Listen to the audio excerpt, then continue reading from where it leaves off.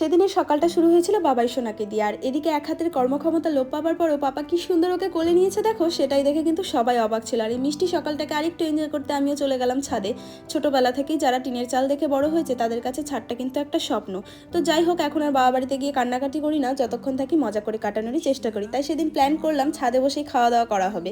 তারপর সবাই মিলে একসাথে বসে লাঞ্চ সেরে নিয়েছিলাম। তারপর বিকেলে বাইরে সবার সাথে একটু আড্ডা মেরে পুচকিগুলোর সাথে একটু খেলাধুলো করে নিলাম। আর এদিকে কিন্তু আড্ডার সাথে সেদিন মাখা হয়েছিল টক তেঁতুল। টক দেখে এখনও আমার জিভে জল চলে আসছে। তো এই চটপটা টকটা খেয়ে বিকেলে সবাই মিলে গেলাম বুনুর হারমোনিয়াম ঠিক করাতে, কিন্তু ঠিক হলো না, 7 দিন সময় লাগবে বললো। তাই পাশেই থাকা রায়গঞ্জের প্রথম ফাস্টফুডের দোকান বসাকে গিয়েছিলাম। বসাক থেকে আগে কত খেয়েছি, তো সেখানে টুকটাক একটু টিফিন করে নিলাম। তারপর লাইন বাজারে আমার আরও একটু কাজ ছিল, সেই কাজগুলো সেরে বাড়ি চলে এসেছিলাম। কিন্তু মা আগেই বাড়িতে এসে পড়েছিল পাপার খাবার বানানোর জন্য।